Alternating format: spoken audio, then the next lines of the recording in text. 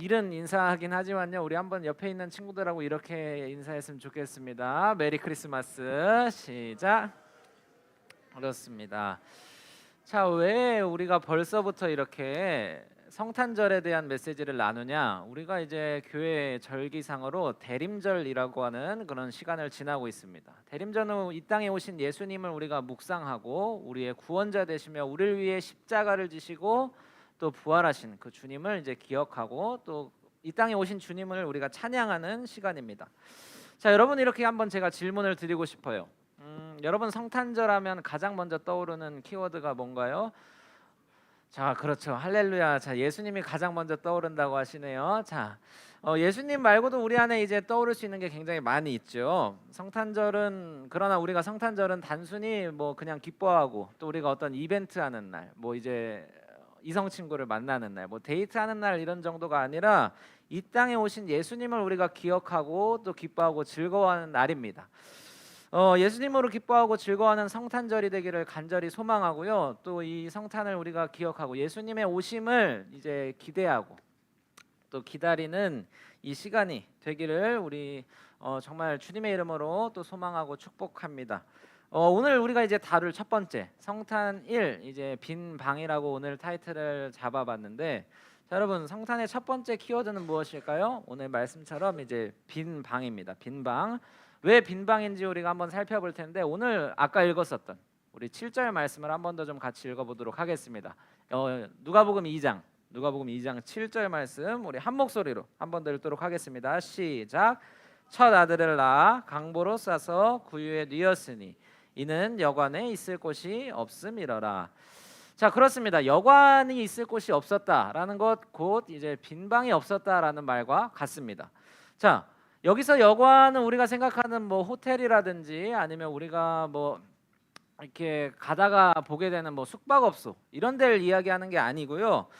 당시의 어떤 문화 속에서 이제 제가 이따가 사진을 한번 보여드릴 텐데, 당시 문화 속에서 이 여관이라고 하는 것 좀 번역이 조금 이제 다르게 표현하면 이제 객실이라고 하는 표현이 훨씬 더 정확합니다. 여관이 아니라 이제 객실. 당시에 사람들이 이제 살아가는 집 속에서 그 집의 구조에는 손님을 응대하는, 이제 손님을 맞이하고 이제 당시 이제 나그네를 이제 이렇게 환대하는 그런 문화가 아주 중요했기 때문에, 여러분 당시 이제 집 속에는 손님을 대적하는 그런 대적이 아니라 대접하는 공간이 있었다는 거죠. 자, 그런데 이제 빈 방이 없었다고 오늘 말씀이 이야기합니다. 왜 빈 방이 없었는지 1절 말씀에서 그 이유를 아주 잘 설명해 주고 있는데, 1절 말씀 제가 한번 읽어보도록 하겠습니다. 그때 가이사 아구스도가 영을 내려 천하로 다 호적하라 하였으니. 자, 호적하라. 여기서 호적은 이제 인구조사를 말합니다. 인구조사. 가이사 아구스도가 어떤 사람이냐고 하면 세계사를 여러분들 이제 다 공부를 하셨을 텐데 한 번쯤 이제 들어본 사람이었을 거예요. 옥타비아누스라고 하는 사람 들어본 적 있나요? 자, 그렇죠. 옥타비아누스가 여기서 말하는 바로 가이사 아구스도예요. 이제 로마의 전성기를 시작한 그 사람. 로마의 평화라고 하는 팍스 로마나 시대를 이제 연 사람. 이제 200년 동안 로마는 이 왕 이후로, 이 황제 이후로 평안의 시기를 맞이하게 됩니다. 자신의 세를 이제 과시하고 또 더 많은 군사력과 또 이제 경제력을 확보하기 위해서 지금 이제 이 인구 조사를 실시하는 거죠. 로마 제국은 이제 자신들이 지배하는 모든 나라와 민족을 대상으로 해서 이런 인구 조사를 실시했습니다. 자, 이 인구 조사의 명령이 떨어지면 이제 사람들은 어떻게 해야 되냐면, 자기들이 지금 살고 있는 지역이 아니라 자기들이 출신 지역으로 돌아가야 했습니다. 자, 자기가 지금 살고 있는 지역이 아니라 자기가 원래 이제 태어났던 고향으로 돌아갔어야 한다는 거죠. 자, 지금 이제 우리는 다 이제 뭐 부천, 저는 이제 시흥 뭐 이렇게 살고 있는데, 우리 흥재 선생님은 이제 어디서 이렇게 태어나셨습니까?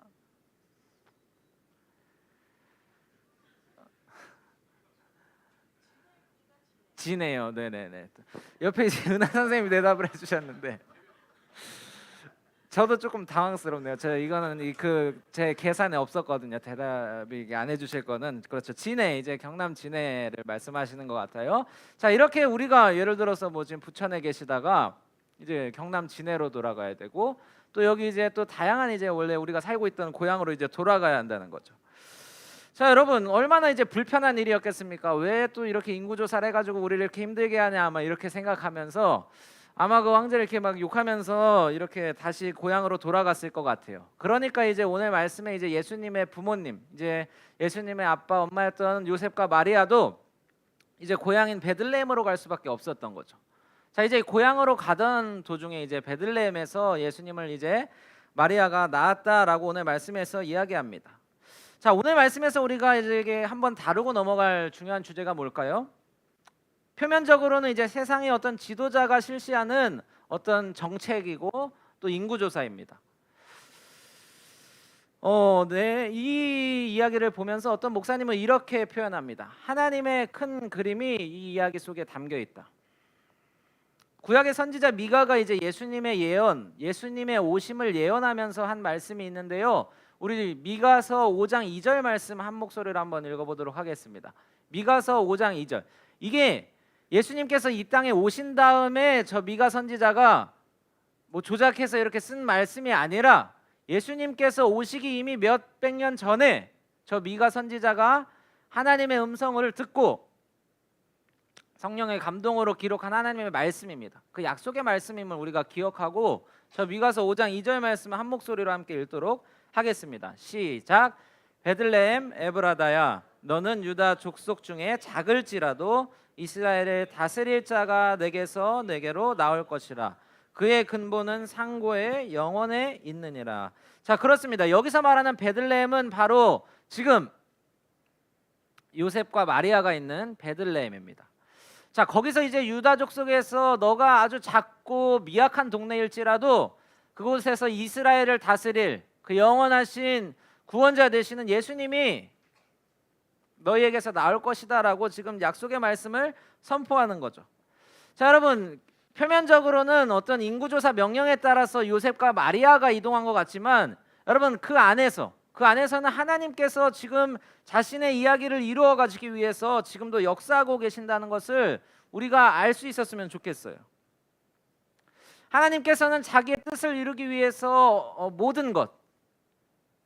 모든 상황과 환경을 사용하셔서 그분의 선하신 뜻을 이루어 가신다라고 성경은 말합니다. 우리 로마서 8장 28절 말씀을 한번 보도록 할까요? 로마서 8장 28절은 이렇게 말합니다. 하나님을 사랑하는 자 바로 우리죠. 곧 그의 뜻대로 부르심을 입은 자들에게, 하나님의 부르심을 받아서 오늘 이 자리 가운데도 우리가 하나님을 사랑하고 하나님을 예배하는 모든 사람에게는 모든 것이 합력하여 선을 이룬다. 여러분 제가 이제 가장 좋아하는 말씀이에요. 왜 이 말씀을 제가 여러분들에게 하냐면 우리 안에 있는 모든 두려움과 근심과 불안함, 걱정들이 이 말씀 안에 있는 이 말씀을 붙들고 살아가는 사람들에게 그것을 넘어설 수 있는 힘을 우리에게 준다는 것입니다. 여러분 하나님께서 모든 것을 통해서 심지어 인간의 나쁜 어떤 행동과 죄악 그리고 우리 안에 있는 실패와 또 어떤 여러 가지 상황들까지도 하나님께서 사용하셔서 가장 선한 길로 우리를 인도해 가신다는 것. 여러분 이러한 믿음이 오늘 우리 가운데 있기를 정말 간절히 소망합니다. 여러분 사회적으로 우리가 또 막 경제적으로 이제 막 큰일이 났다 하는 거는 막 어떤 막 이유에서도 막 비교하기가 힘들 것 같아요. 막 적당한 큰일로는 안 된다는 막 이런 어려운 상황도 우리가 지나고 있습니다. 여러분 사람이 결정하고 사람이 선택하는 것처럼 보이는 상황이 우리 앞에 놓여 있지만 여러분 하나님을 믿는 우리는 이렇게 고백할 수 있어야 돼요. 우연처럼 보이는 상황까지도 그 어떤 것도 하나님의 선하신 계획을 막을 수 없다는 것. 여러분 그런 믿음이 오늘 우리 가운데 있어야 한다는 것입니다. 여러분 어떤 영화에 이렇게 대사예요. 아들아 너는 참 역시 너는 계획이 있구나. 여러분 혹시 이 영화를 보신 적이 있는지 모르겠어요. 여러분 이것을 아들이 아니라 아들의 이 계획은 영화 속에서는 이제 실패하죠. 그러나 이 아들을 우리가 하나님으로 대입했으면 좋겠어요. 하나님께서는 지금도 우리를 향한 그 큰 그림이 있으시고 그 선하신 계획이 있다는 것을 우리가 고백하며 나아가는 우리 중동부가 되기를 소망합니다. 자, 첫 번째 우리가 이 메시지는 이렇게 정리를 하고요. 우리 두 번째 메시지를 같이 살펴볼 텐데 예수님께서 그림을 이제 보여주시면 감사할 것 같습니다. 자, 아까 제가 이제 어떤 집 구조에 대해서 이야기를 했어요. 집 구조인데, 자 여러분 이게 당시 이스라엘 백성들이 이제 살고 있었던 가옥 구조입니다. 가옥 구조예요. 아까 제가 여관이 없었다는 말은 사람이 이렇게 잠시 머무를 수 있는 뭐 숙박업소라든지 뭐 호텔 이런 게 없었다는 말이 아니라 집 구조 속에서 자 잘 보세요. 자 위에가 이제 사람들이 사는 이제 보통 생활하는 공간이었고 밑에 이제 있는 곳이 뭐 소나 양이나 어떤 말들을 이렇게 기르는 그런 공간이었다는 거예요. 자 여러분 이 빈 방이 없었다는 것, 당시 이제 사람들은 이제 아까 손님을 대접하는 방이 있다고 했는데 그 손님을 대접하는 구역이 바로 여기였습니다. 이제 이 동물들이 있는 이제 옆곳에 이제 따로 구별된 공간에서 이제 손님을 대접하는 거죠. 자 여러분 이런 의문점은 없기를 간절히 바랍니다. 아니 좋은 데는 이제 자기들이 쓰고 이제 손님은 동물 옆에서 재우나 뭐 이렇게 생각하는 게 아니라 손님을 이제 대접하는 공간이 따로 있었다는 거에 우리가 주목을 했으면 좋겠어요. 그러면 이제 이런 얘기가 될 것 같아요. 예수님이 머무를 공간이 없어가지고 방이 하나도 없어서 예수님이 막 이렇게 강보에 이불도 아니고 막 강보에 그냥 쌓여서 그리고 말 구유에서 태어나셨다라고 이렇게 우리가 생각하는 것보다는 조금 더 나은 환경에서 예수님이 태어나셨을 수는 있겠죠. 자 그러나 우리가 여기서 놓치지 말아야 하는 한 가지 아주 중요한 얘기는 뭐냐면 방이 없었다는 거예요. 여러분 저 집안에 있는 구조 속에서 손님을 대접할 수 있는 방이 있었는데 아무도 예수님을 대접하지 않았다는 거죠. 아무도 그 만삭의 여인에게 방을 내주지 않았고 이 세상의 왕으로 오신 그 예수님께 공간을 내어드리지 않았다는 것을 기억해야 돼요. 이제 전야제 연극에서도 그런 장면이 있어요. 이제 막 예수님 이제 요셉과 마리아를 내쫓는 그런 씬이 있는데 방이 없다고요. 진짜 꽉 차 있어서 그럴 수도 있지만 여러분 그 예수님의 모습을 보고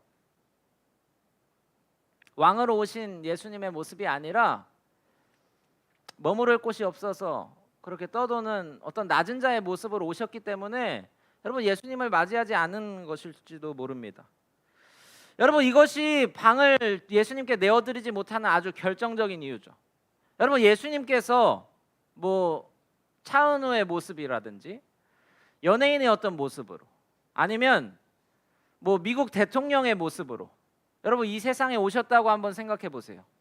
여러분 그러면 여기서 예수님께 방을 내어드리지 않을 사람이 누가 있겠습니까? 여러분 당연히 예수님께 방을 내어드렸겠죠.